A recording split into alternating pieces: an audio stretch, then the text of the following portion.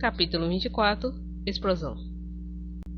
Enquanto ela esperava por Khan, Joanna fez o biscoito que Khan amava desde criança. Ela colocou morangos em alguns e mirtilhos em outro, e depois o derramou mel em cima. Algo cheira bem, minha querida, disse Simão ao descer do segundo andar. Vou fazer os favoritos do Khan para o jantar hoje à noite. Acho que eu não sou mais o favorito por aqui, né? Não seja fofo.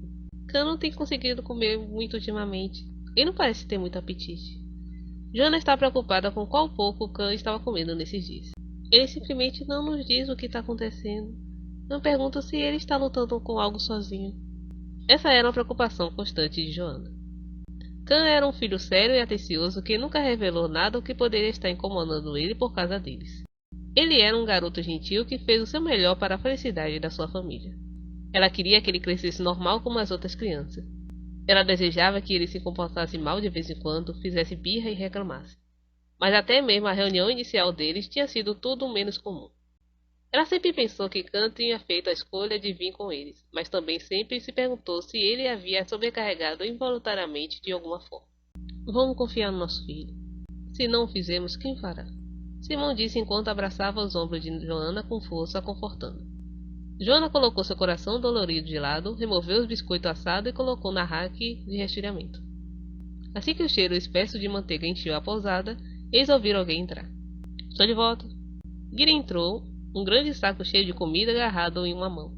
Como sempre, Joanna era brilhante e alegre na frente de todos, apesar de quão baixo ela podia ter se sentido. O que é tudo isso? Você não precisava trazer tanto. Exclamou Joanna para Giri com surpresa enquanto ela abria a bolsa na mesa. Joanna não tinha ideia do que os irmãos não podiam realmente provar nada da comida e simplesmente comiam o que fosse dado. Ela sempre se esforçou muito para cozinhar mais comida do que se precisava, o que fez Giri se sentir mal. Há muitas pessoas vivendo nesse teto, e os meninos em crescimento comem muito. Não é nada se você contar com as taxas de hospedagem. Oh meu Deus, tá me fazendo sentir mal de novo. Por favor, não há necessidade. Graças a você, os meninos estão saudáveis. Giri sorriu calorosamente, e Joanna acenou com a cabeça, sentindo-se tranquila. Posso ajudar em alguma coisa? Você está tentando tomar meu lugar agora também? Foi tão óbvio assim? Simão apareceu e bloqueou o caminho de Giri para a cozinha. Giri riu. Não importa como ele olhasse para eles, ele parecia dizer que havia muito amor entre o casal. Ele quase não conseguia acreditar que Khan havia sido criado por eles. Eu estava querendo perguntar sobre o Khan. O Khan? Simão perguntou levemente enquanto preparava os vegetais ao lado de Joanna. Giri hesitou um pouco e decidiu não dizer o que planejava dizer. Nada, eu só queria saber se eles estão se dando bem com meus irmãos hoje em dia. Giri decidiu que ainda não era a hora de todas as perguntas. Não, ainda não está na hora. Ainda não. Toda a mercadoria da loja Ryan está espalhada pela rua como tiras descartadas de água marinha. Algumas foram quebradas e algumas foram esmagadas. Ficaram fora de forma. A avó de Mika cuidava desses itens, tirando a poeira e limpando diariamente. Algumas coisas não foram vendidas e não chamavam a atenção dos clientes, mas para ela, era tudo itens preciosos. Nada além de um monte de verme limpando a barra um do outro. A coisa que eu mais odeio são baratas como vocês. E o tempo todo você só me faz ter ressentimento do rico. Você não sabe seu lugar? Izzy limpou a orelha como se o comentário de Kronk tivesse deixado uma espécie de resíduo imundo. Que tipo de porcaria é essa, idiota? Você acha que pode dizer o que quiser? Izzy já tinha o suficientemente com Mika em pé encostada à parede. Agora Kronk estava fazendo uma cena e ele achou ainda mais difícil de controlar. Você deve estar feliz, Mika. Seus príncipes de armadura brilhante apareceram. Devo ter inveja, hein? Mika, de pé fracamente perto da parede, mordeu os lábios e deu uma risada frágil. Ela sentiu como se toda a atenção que estava segurando tivesse derretido de uma só vez. Mika se levantou e caminhou até Kronk, ainda bloqueado por Khan. A cada passo que ela se aproximava de Kronk, os irmãos ficavam mais nervosos. Mas ninguém tentou impedi-la. Khan estava pronto, no entanto, e um interveio antes que os dois se aproximassem demais um do outro. Mas sabe de uma coisa? Toda vez que um cavaleiro de armadura brilhante vem resgatar a princesa, tantos personagens secundários são mortos apenas para salvar uma princesa. Desculpe, Kronk. Você não é nada além de um daqueles personagens. Ela zombou. Kronk deu uma grande importância a seu próprio valor e foi muito sensível a isso. As palavras dela machucavam. Provocado, Kronk estava prestes a estender a mão e agarrar Mika pelo colarinho. Naquele momento, Khan entrou em cena, agarrou levemente Kronk pelo pescoço e o prendeu contra a parede. Seu movimento era tão forte e rápido que ele quase impossível rastrear a olho nu. Isso provocou uma forte rajada de vento.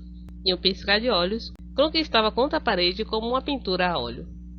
Seus 2 pés estavam balançando no ar e ele lutou para respirar. O que aconteceu? Khan fez isso? T murmurou, incapaz de conter seu choque. Mika estava sem palavras, congelada no lugar. Ela nunca tinha visto Khan assim e não podia acreditar no que tinha acabado de acontecer. O que diabos eu acabei de ver? E se ao menos eu vi alguma coisa?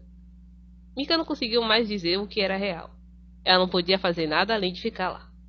Sua velocidade e força estavam além de qualquer coisa que um ser humano podia possuir. Para o humano, seu movimento era tão rápido que poderia parecer uma ilusão, mas não para os irmãos lobisomem. Khan havia perdido o controle e estava prestes a apertar ainda mais o pescoço de Kronk. Khan, pare com isso! Não deixe que ele te provoque assim! Najak agarrou a mão de Khan e puxou. A força de Khan era grande demais mesmo para ele. Não havia como um ser humano ser tão forte. Najak estava à beira de xingar, mas manteve a calma. Acalmar Khan era muito mais importante agora. Você acha que eu não estou fazendo nada porque não podemos cuidar desse idiota? Najak disse friamente para Khan, mordendo os lábios. Ele estava furioso por dentro e quebrar o pescoço de um humano seria tão fácil quanto quebrar um caule de uma flor. Mas ele julgou por uma repetição daquela noite não seria uma boa ideia. Muito rumor estava circulando, muito mais do que ele esperava. Se eles agissem descuidadamente e suas identidades se tornariam conhecidas, seria uma enorme dor de cabeça. Ele não sabia quanto tempo mais ele poderia ficar nessa cidade, mas não queria aumentar o fardo que pesava sobre ele. É realmente muito ruim. Você deveria ter deixado. Finalmente libertado das garras de Khan, graças a Najak, Kronk engasgou e caiu no chão. Ele tinha um objetivo claro. Kronk se usou como isca para testar sua força.